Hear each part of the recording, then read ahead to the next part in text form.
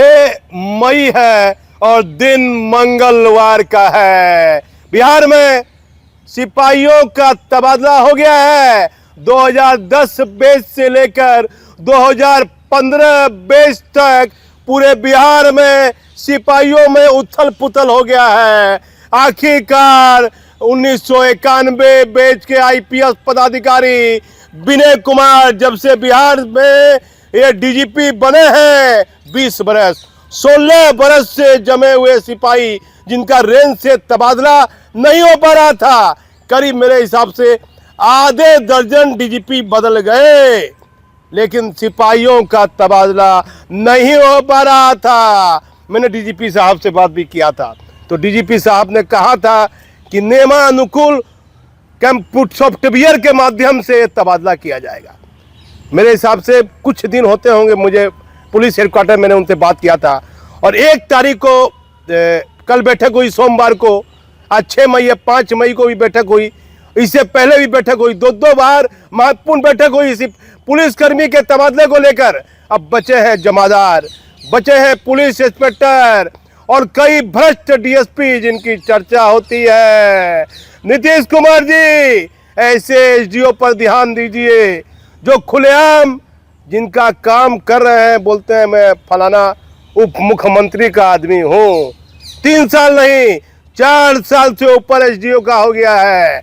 जमीन के कारोबार में इतनी आपराधिक घटना बिहार में घटी है, उसके लिए कई एसडीओ के यहाँ छापामारी करवाई है। आर्थिक अपराध इकाई है, 1996 बैच के आईपीएस है नैयर हसनैन खान, कहिए कि वहां रेड करे एसडीओ के यहाँ, बीडीओ के यहाँ। बाप रे बाप, सरकार की बदनामी हो रही है। बड़ा गंदा खेल खेल रहे हैं पैसे का। कई ऐसे पदाधिकारी हैं जो अलग अलग राज्य में अपने पैसे से शोरूम बना लिए। एक आईपीएस पदाधिकारी जो जिले में तैनात है, मैं कोशिश कर रहा हूं, मैं हमारे चैनल को रिस्क उठाना पड़ेगा। एक आईपीएस जो भ्रष्टाचार का पैसा दूसरे राज्य के अकाउंट में लेता है, मैं अकाउंट नंबर और मामले की तह तक जा रहा हूं। कुछ पदाधिकारी भी मदद कर रहे हैं, कुछ जो उसके क्लोज लोग हैं वो भी मदद कर रहे हैं। कैसे खेल हो रहा है भ्रष्टाचार का, इस पर हमारा चैनल एक बड़ा रिस्क कवर करेगा, जिस पर सरकार सहित केंद्रीय जांच एजेंसी को ध्यान देना पड़ेगा। कैसे अपने पद का पदाधिकारी दुरुपयोग कर रहे हैं, कोई डर नहीं है, किसी को कोई डर नहीं है। लेकिन बिहार में लंबे वर्षों से जो रेलवे में तैनात है, जो रेंज में तैनात है, 2010 से 2015 बैच के 18,858 कुछ है, 20,000 से 100 कुछ सिपाही कम है, करीब 20,000 लमसम आप मान के चलिए।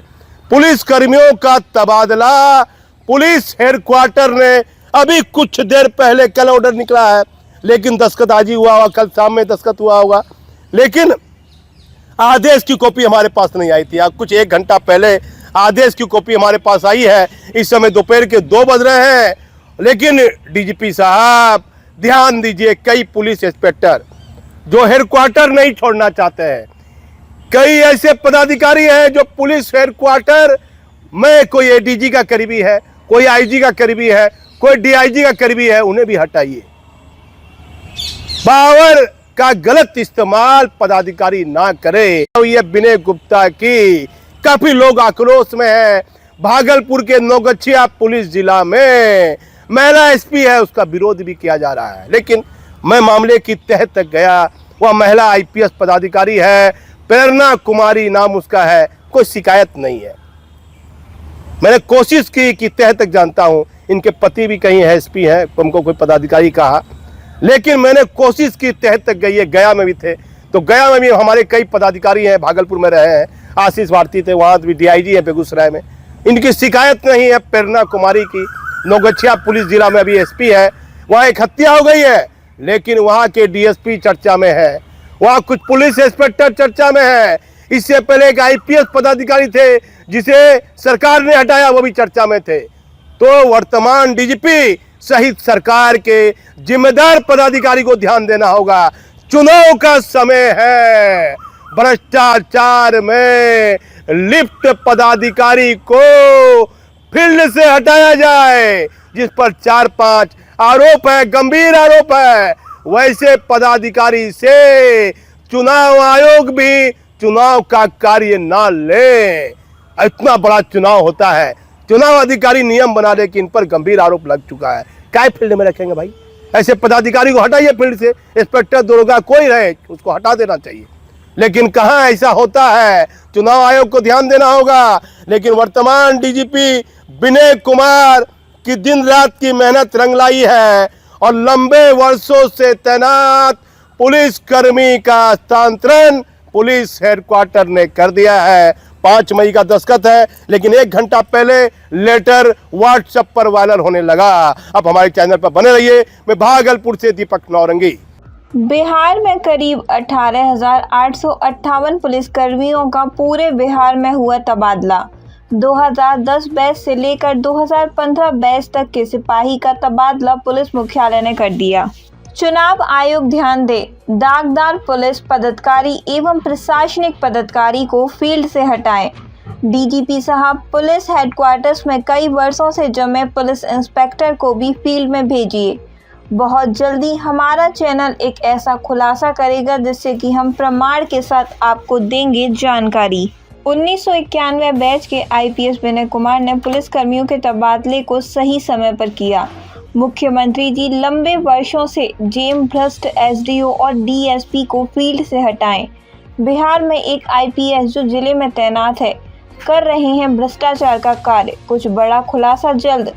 मुख्यमंत्री जी एक व्यापारी हत्या के बाद वहां एक पुलिस पदाधिकारी के खिलाफ व्यापारी उठा रहे हैं सवाल। बिहार में लंबे वर्षों से जमे पुलिस कर्मियों का तबादला आखिरकार बिहार के डीजीपी विनय कुमार ने कर दिया है। जो वह कहते हैं वह करते हैं, इसलिए उन्होंने कहा था कि हर साल में मई महीने में तबादला होगा, जो हो गया है।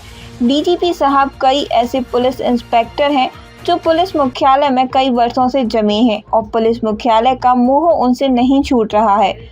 उनको पुलिस हेडक्वार्टर से हटाकर फील्ड में दीजिए। डीजीपी साहब, ऐसी चर्चा है कि बिहार में एक जिले में तैनात एक एसपी भ्रष्टाचार का बड़ा खेल खेल रहे हैं। हमारी कोशिश है कि पूरे प्रमाण के साथ हम जल्द ही सरकार और आपके तक खबर पहुंचाने का कार्य करेंगे कि कैसे ले रहे हैं और किस अकाउंट में ले रहे हैं और कौन कौन लोग दलाल हैं। इसके पीछे पूरी मेहनत हमारा चैनल कर रहा है। एक जल्द ही बड़ा खुलासा हम करेंगे।